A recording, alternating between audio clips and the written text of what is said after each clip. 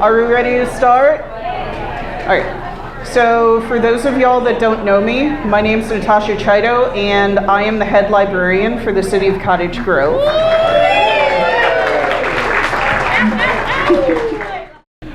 Before we get started, I have a few people to thank. I would like to thank Bart for offering up the axe and fiddle and also providing prizes for tonight. I'd like to thank Seth for setting up AV. He's been doing an amazing job and making sure I don't trip over my own feet. I'd also like to thank Jim Lockhart. He is doing the video capture for this presentation, and it'll get uploaded in the next few weeks on the Cottage Grove Partners in History YouTube channel, so you can watch me info dump later if you want.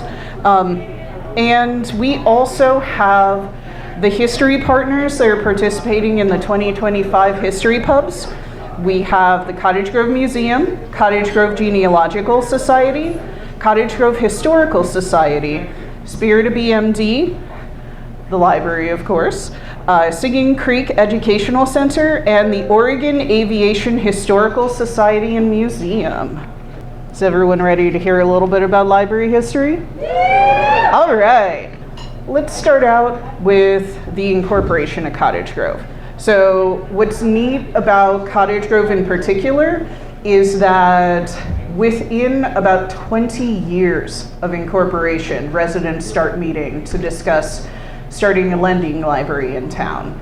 So this is the late 1800s. The context is that we had just gotten out of a recession. The end of the Gilded Age happened. We had East Cottage Grove separate from Cottage Grove a few years later, and then temporarily became Lamadi in 1893. But on January 23rd, 1899, someone had the Cottage Grove Sentinel. They had a personals ad that said, all persons interested in a public library are invited to meet in the reading room over S.R. Piper's store on Monday evening, January 23rd at 7:30 for the purpose of organizing a library association.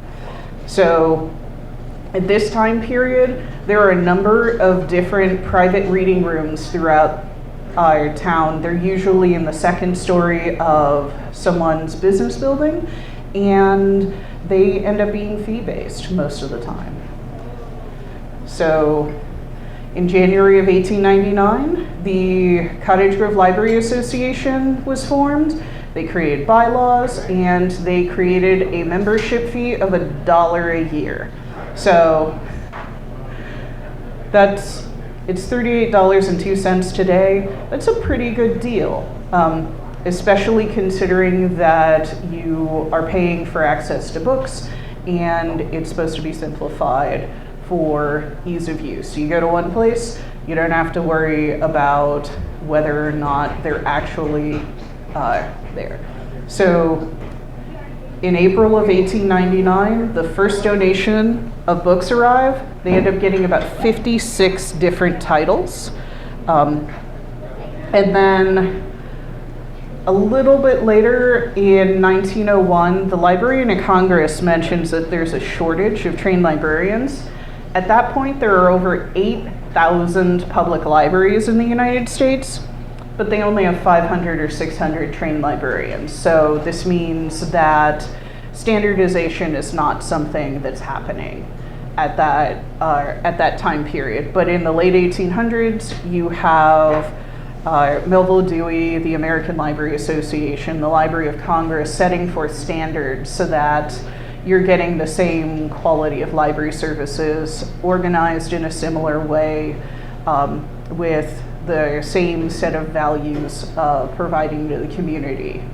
And then about a month later, there is a bill, HB 2, that's signed into law. It delineates what towns and cities in Oregon can do to create public libraries and how they work. So we're gonna go on some side quests here. For those who aren't familiar, Andrew Carnegie had emigrated from Scotland at the age of 12, and he started working almost as soon as he got here. He started working at a cotton mill, then he started as a telegraph operator, and because he started working so early, he was able to save some money, invest some money. Once he got older, he started selling bonds, and he was able to use those profits to create something called the Carnegie Steel Company. And so this is how he made his fortune, was creating that company and then selling it in 1901 for $303,450,000. So that's the equivalent of just under $11.5 billion today. And one thing that made him notable and why he's relevant here is that he wrote something called the Gospel of Wealth in 1889. So the entire purpose is that he's saying that wealthy people do have a social and a moral obligation to spend at least part of their fortunes for the good of society at large. So what he did with that is if I recall correctly, he started several thousand public libraries across the world. Most of them were in the United States, but he did some in his home country in Scotland, parts of the rest of the UK, and then other countries as well. And I don't know if y'all can see the caption up there. It says, "Pretty soon it'll be something of a distinction to not have a Carnegie Library in town." The reason why this was published in the Sentinel is because there was news of a town or a city getting funds from Carnegie to build these big, beautiful, opulent libraries everywhere. So every month, every few weeks, you'd be hearing about another town who received funds from him. So one of the big reasons why we went from this very casual rented room above a store library system is because you have all of these people throughout town, in particular, a lot of the women's service organizations, a lot of the business professional groups would meet together and organize to put on events that were going to help with fundraising to create a more permanent space. The Commercial Club was one of the firsts.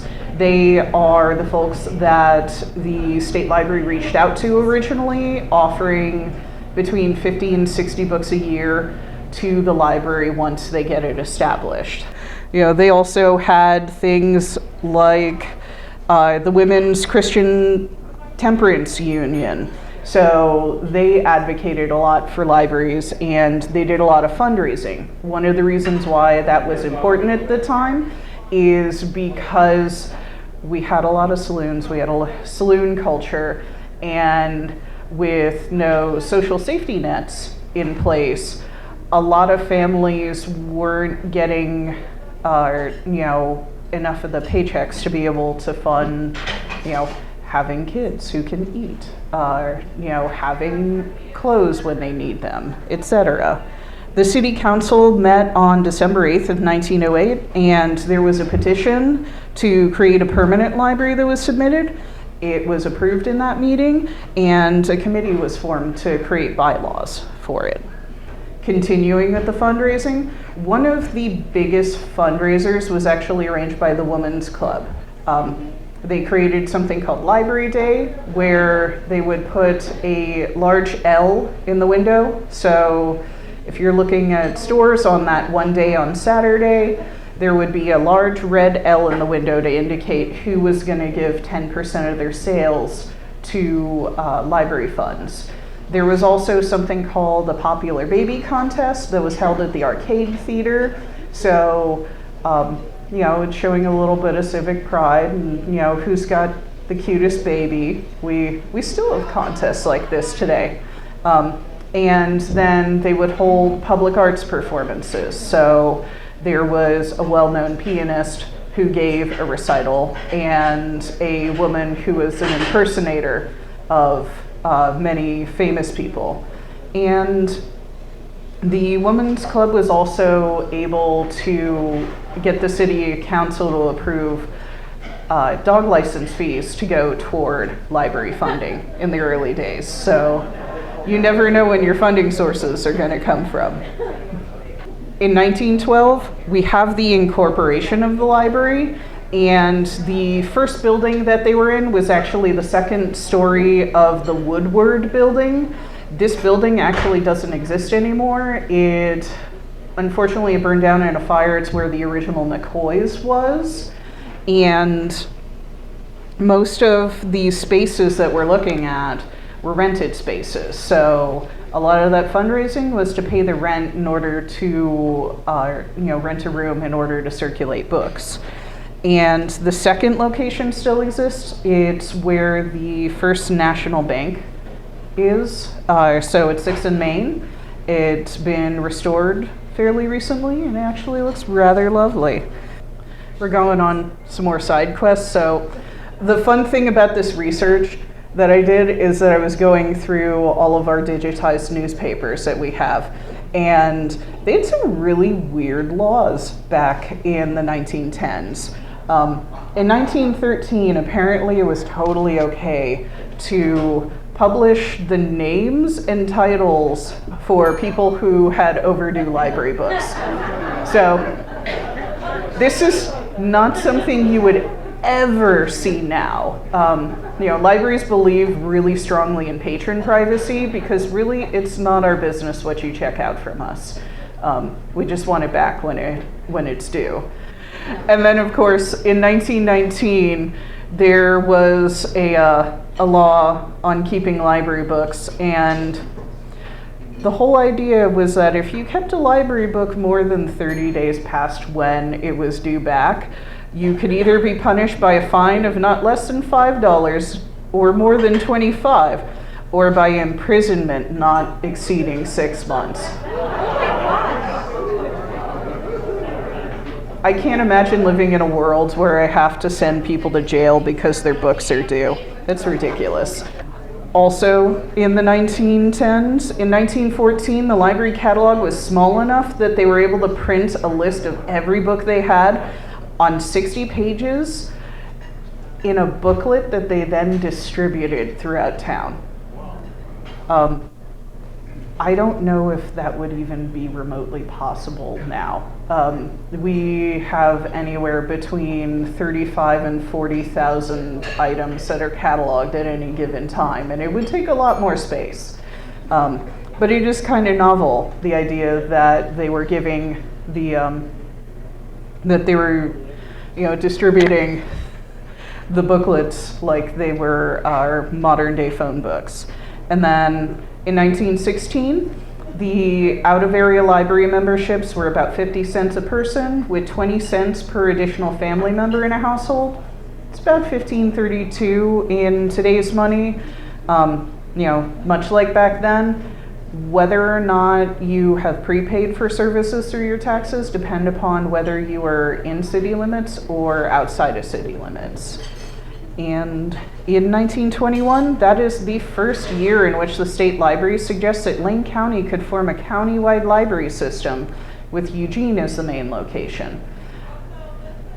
They have put this proposal forth at least 3 or 4 times, and it has failed every single time that it has gone to the ballot. It makes for a really interesting situation just because we have so many areas within Lane County itself that are not covered by anybody's library services. So, that's something that hopefully in the next 20 years or so we can get fixed. Everybody deserves to have good access to library services. During the 1920s, they're realizing that the library is popular. They need a bigger library space. The city hall that they had was not very big. They're already outgrowing it. Anytime a city grows, the amount of personnel required to run the city tends to grow because the problems get bigger. In 1921, we have the Chamber of Commerce. They mentioned getting a permanent library space as part of their community's building priorities. I imagine that this is probably at a chamber banquet where they're talking about the state of the city's needs, their priorities, what's going to help everybody who's living here. And then in 1923, there's talk of a bond measure that hits the newspapers. The city needs streetlights, first and foremost. So could you imagine old Cottage Grove with no streetlights whatsoever? Wouldn't be too fun to walk around at night. The City Hall building that we have at 6 next to the Woodard building didn't exist yet. And they also wanted to house the library in City Hall to eliminate rent costs, because that was probably the biggest thing eating into the library fund, was paying for a place to be.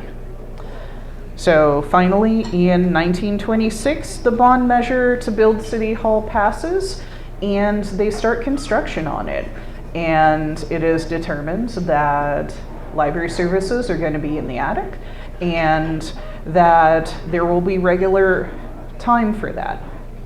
So in that transition period where they're finishing up City Hall, the State Library of Oregon actually sends a librarian to recatalog the whole collection. So this is part of a standardization movement for how things are put in order so that it makes sense and it's consistent. During that time period, we also saw the newly built City Hall opening on March 28th of 1927. As soon as the library is open, you end up having even more supporters. There are a lot of clubs that meet there. You had this organization called the Research Club.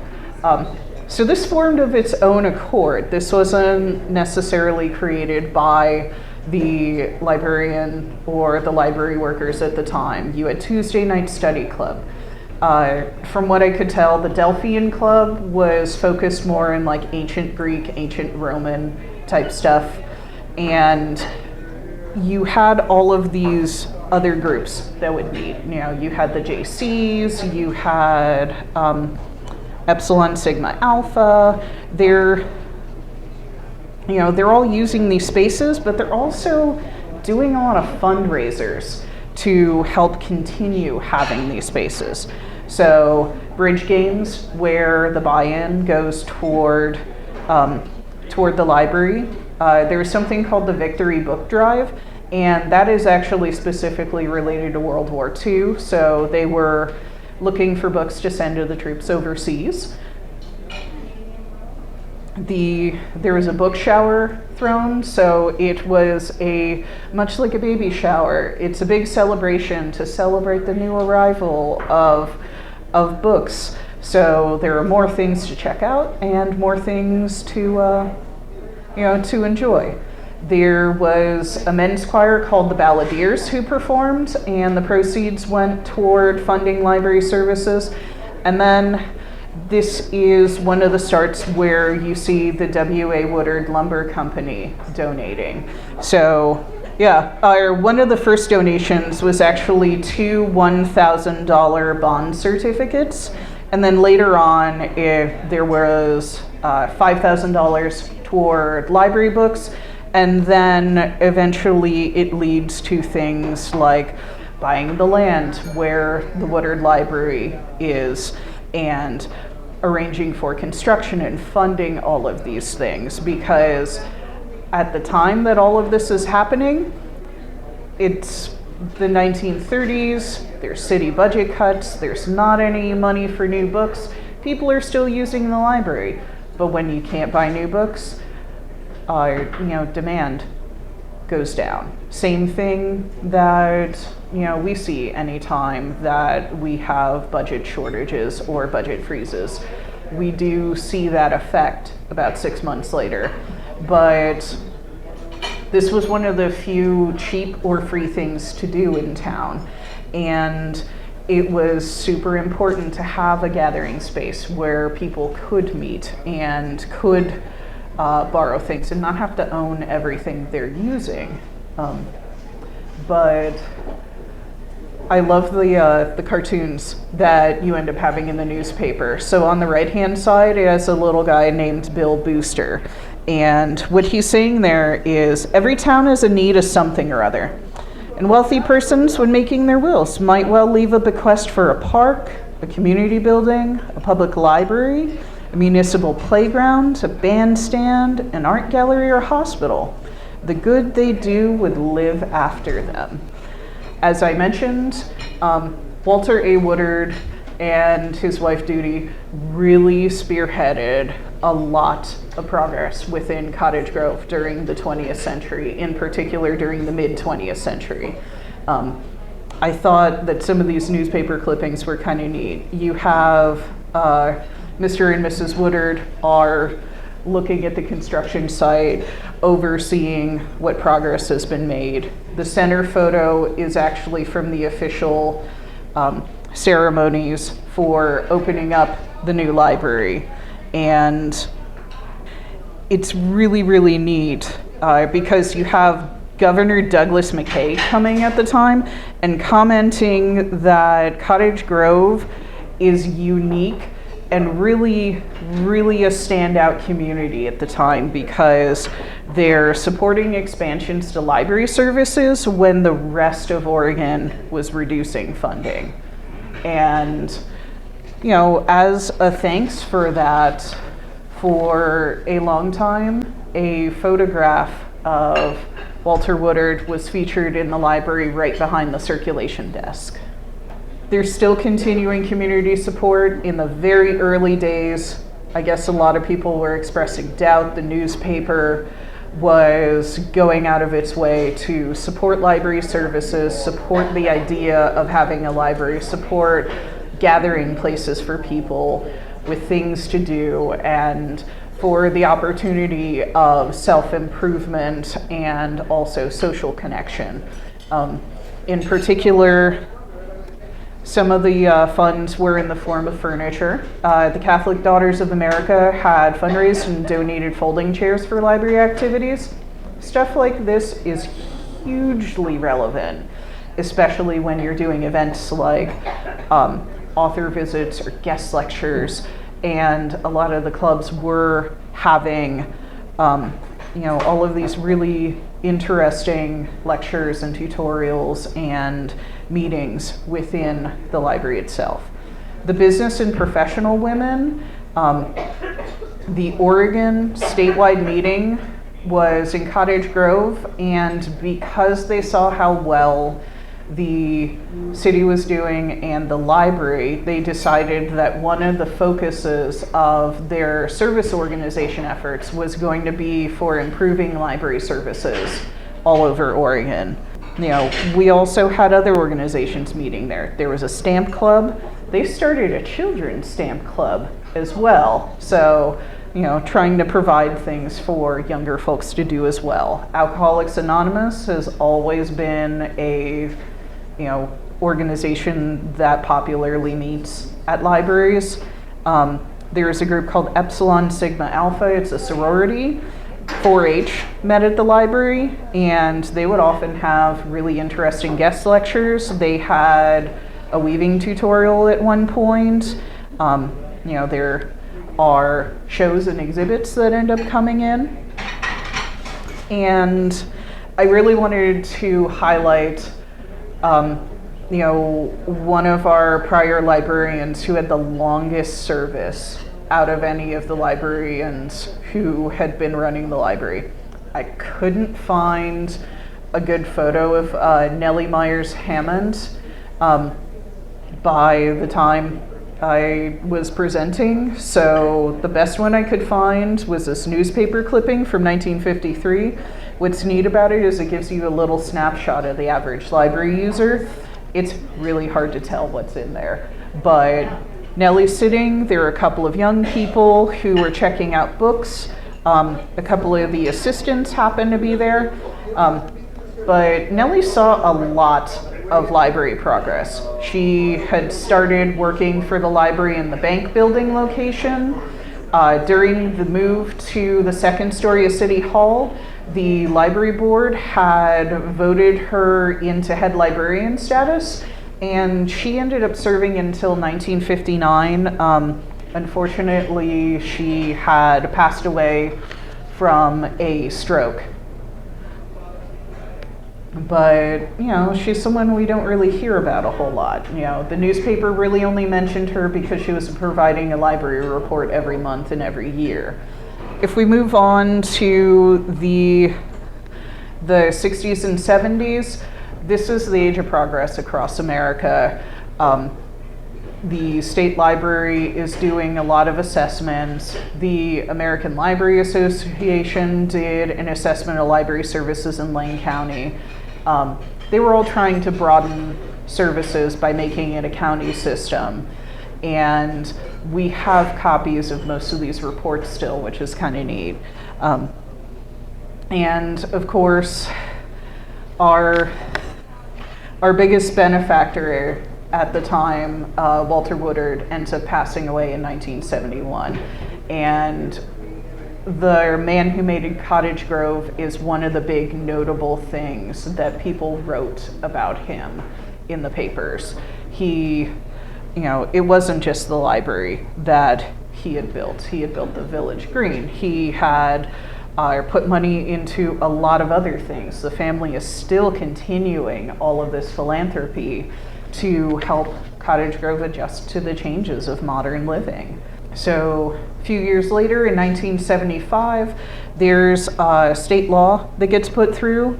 It's under Chapter 476 of the ORS, and what it was establishing was that no governing body could abolish or withdraw support from a public library without holding at least 2 public hearings, with the first occurring at least 30 days after public notice in a newspaper of general circulation, and the second at least 90 days after the first. So, usually, you know, I'm gonna have to double check, but they make laws like this for reasons. I imagine that there were time periods prior where publicly funded libraries were just shuttered as soon as it was hard to fund them.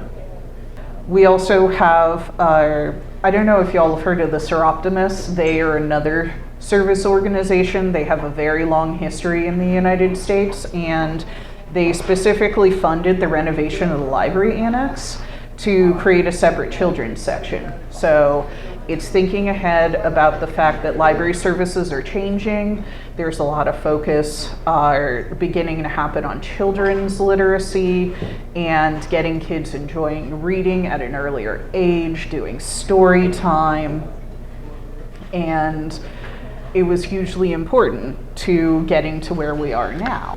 In the 80s and the 90s, our library director is Dan Kay. I have met him a few times. He's a really interesting guy. He did a lot of work toward bringing us into modern library standards. So in 1986, the library catalog got digitized. So that means instead of having the 3 sets of cards that you flip through hoping that you understand what you're looking for, you can now search it. A little bit like what Google would become. And we also became part of an interlibrary loan system across Lane County. So we still do interlibrary loan with all the public libraries in Lane County, minus Eugene. They broke off in the 90s. And it means that it's faster to update what we have on hand because you don't have to wait till somebody's in to type 3 to 5 different catalog cards for each item that gets added. And at this point in time, about 45% of our library users were living outside of city limits. And then we have in 93, Safeway built our lovely new building that we have on Main Street, which left the building that they occupied before at 700 East Gibbs Avenue, open and available for redevelopment. And the local hospital had acquired the building. They renovated so that it can be a call center, a medical rehab facility. It's doing a lot of work. And unfortunately, within about a year or so of them starting to open up, changes to Medicare rules bankrupt the hospital because a lot of the funding was dependent upon Medicare, folks on Medicare being able to use it. So this provides the opportunity for folks across the city to kind of figure out, can we use this building? Library services are popular. We need more space, and there's no room to expand where the original library was. The partially renovated Gibbs building was for sale for $1.1 million after the hospital bankruptcy, and this is really where we start seeing a lot of community organizing coming together. There was a lot of fundraising, there's a lot of enthusiasm. The library board at the time had also worked with this, and there were major donors who were able to fundraise to make the purchase of the Gibbs building happen. So if I recall correctly, we were able to get it for a little bit less than asking price. By 1999, the city was able to buy the building, and funds were raised for $150,000 to retrofit the space, because what a hospital needs is not necessarily what a library and community center need. But we had mystery donors on the original rolls, and they wanted to be quiet about who was donating the money. And we finally found out that it was Doyle and Donna Shepard. They were an older couple. They didn't have any kids.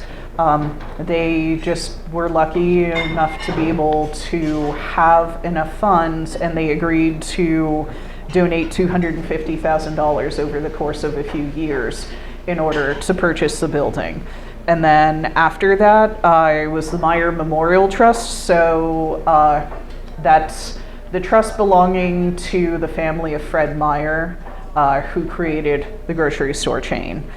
And then the city of Cottage Grove was able to figure out $230,000 for purchase and retrofit. The Cottage Grove Medical Center Foundation had donated $100,000, but it was tied directly to the therapy pool operations that were happening at the time. The Ford Family Foundation chipped in $100,000. Joy Woodard individually chipped in $75,000, and we actually have a plaque in honor of her mother, Hazel Miller, in the library. It's still in the children's room. And the Tyson Foundation had donated about $50,000. That's part of why we have our Tyson study rooms. The Collins Foundation had donated $50,000. Oregon Community Foundation had donated $35,000. The Woodard Family Foundation had donated $25,000 toward a retrofit, and they were able to get Centennial Bank, who were the holders of that property. They were able to provide the city a loan at 5.5% interest. So you have all of these folks who are Oregonians who were able to either by luck of being successful business people over the years or through group fundraising, were able to get the money together to create a building where you have a library, you have a community center.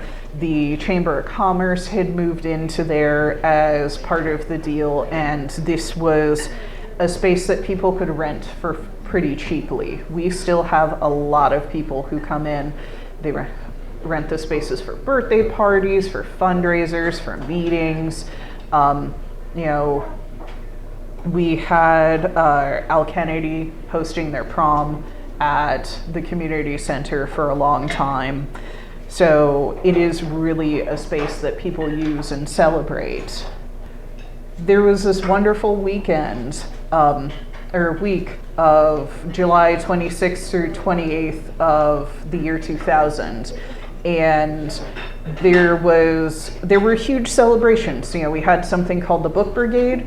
About 400 to 500 people lined up from the original library across Main Street all the way to the Gibbs building and passed about 1,000 books hand to hand from one person to the next until it made it to its new building. And later in that weekend, there was grand opening ceremonies, there was a big barbecue, there was an awards dinner with speeches, the unveiling of the Opal Whiteley statue that was done by Ellen Tykeson. It really gave the community a sense of hope for expanding that love of community and that love of connection. And the community center side at the time had funds to do a lot of kids programming. So that is something that they went through and did. And with a bigger building, you're able to do more things. We had a dedicated youth services librarian that became a thing. She was able to do a bigger summer reading program. So that's things for kids to do. It's not just reading, it's having fun, it's learning, it's getting to know the people in your community.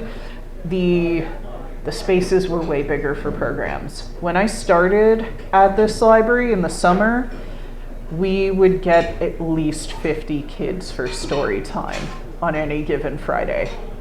You wouldn't be able to do that in the original building. There wouldn't be room for anybody else. And it meant that we have room to host things like exhibits, special guests. My predecessor, Pete Burrell, had brought in some really neat exhibits. We had the Oban Society visit, so that's about the repatriation of war prizes from Japan. The Smithsonian we had borrowed Human Origin, so I was talking about the ideas around what it means to be human. We had also gotten another one from the Smithsonian called A Place for All People.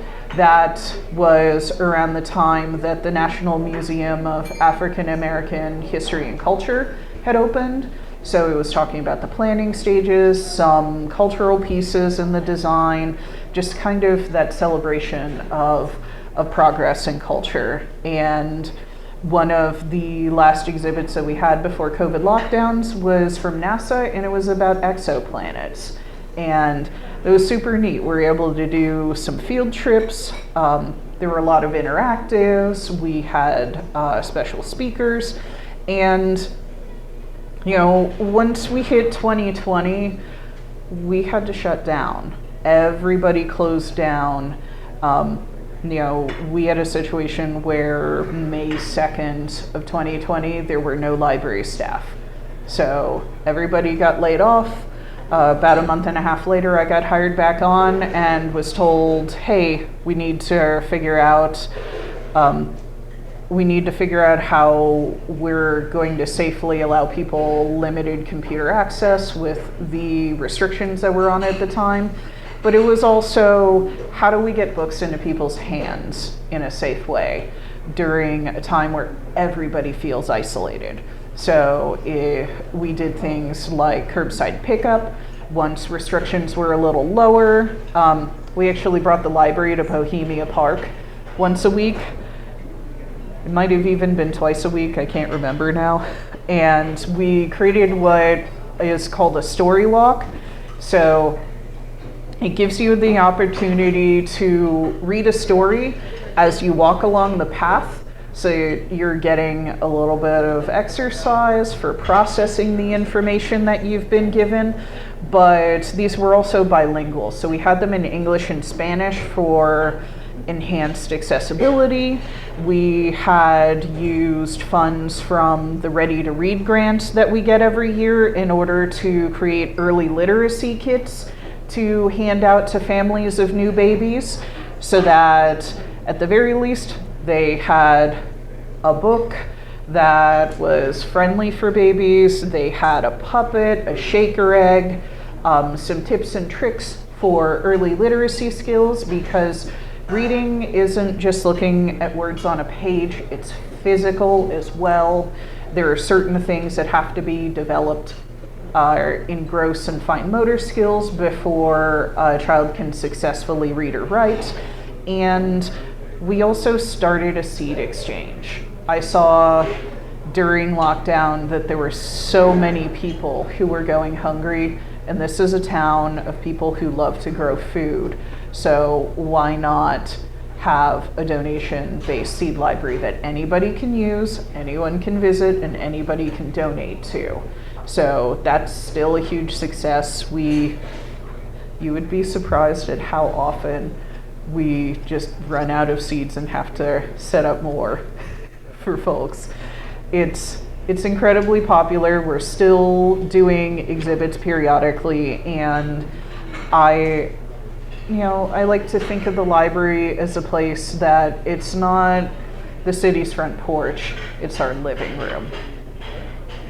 And one last thing before I finish up.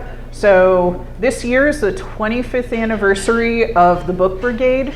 We have a series of photos of the Book Brigade, including our beloved Cindy Wheeldryer. Anytime that I need information about something that happened before I moved to Oregon, I go to Cindy, or I go to Deborah Monsev. And she was part of what helped spearhead the Book Brigade, and I want to do a reunion at Spirit of Bohemia Mining Days of everybody who participated, but I really need your help because I don't know everybody in town, not yet. So we have all of the photos digitized and they're up in a Google Drive folder. If you're able to, tag who's in the photos, or you can send an email to holds at cottagegrove.org and tell us which photo you're looking at, the name of the person, and which person in the photo if there are multiple people. Do y'all have any questions for me before we move on to trivia? Yes? In the early 1920s, what do you think the literacy rate was in your That's a question I'm going to have to look up and get back to you, but our literacy rates were a little bit lower at that point. It varies heavily. Rural places tend to have slightly lower literacy rates just because it's a little bit easier to get by in a smaller place without knowledge of writing and reading. Yes? Yes, Joe? What about the Dewey Decimal System? You didn't mention anything about it, but where does the Dewey Decimal System come into the library uses? Because that's so important to have one. So in the late 1800s, Melville Dewey was obsessed with base 10 systems, and he was an interesting character. So he's the person who created the Dewey Decimal System. We still use it today. There are a lot of libraries that use other systems. It's great for if you're looking at a general knowledge library. So if you're not going super into depth with any one topic. The Library of Congress gets a lot more specific. They use letters and numbers to make it easier for that. They're shorter call numbers, but they can get into this really broad depth of knowledge because of that. There's a bunch of different other organizational systems. Some folks are, in larger library systems use something closer to what bookstores use called Bliss. But yeah, we still use the Dewey Decimal System at the Cottage Grove Library. All right, so are we ready for some quiz questions? Question number 1. Who was the librarian who worked for Cottage Grove the longest? Question number 2. What is the significance of the red L displayed in shop windows in 1912? Question number 3. What was Andrew Carnegie's treatise about putting money back into the community called? Okay. Question number 4. Who was the man who made Cottage Grove? Last question. Question number 5. Who did the state library contact in the early 1900s about starting a library in Cottage Grove? Is everyone ready to check your answers? Okay, so the answer for number 1 was Nellie Myers Hammond. Okay. Number 2, the significance of the red L displayed in shops was that 10% of sales during that time period went toward library. Number 3, Andrew Carnegie wrote The Gospel of Wealth in 1899.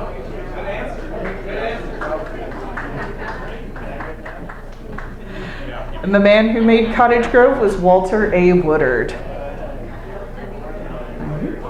And the last one, the state library had contacted the Cottage Grove Commercial Club in 1906 about starting a library in Cottage Grove.